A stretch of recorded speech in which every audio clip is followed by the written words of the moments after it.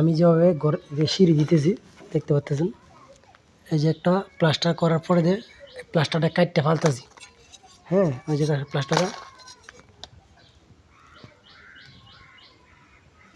প্লাস্টারটা কাটতে ফালতাছি, ফালার পরে যে একটা সিঁড়ি তৈরি হইতেছে।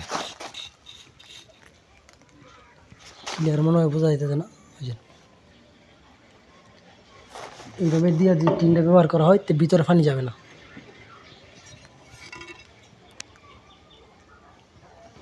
কারণ এভাবে না দিলে পানি ঘরের ভিতরে যাইব। ওই দিক দিয়ে দেখতে পাচ্ছেন, ওই যে দিচ্ছে সিঁড়িগুলো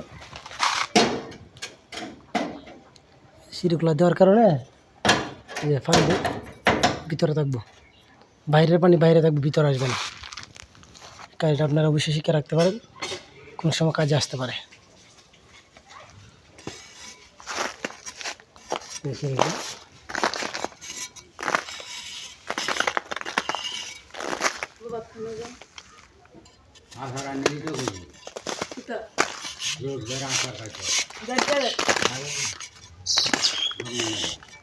কই মানে কই দে আনি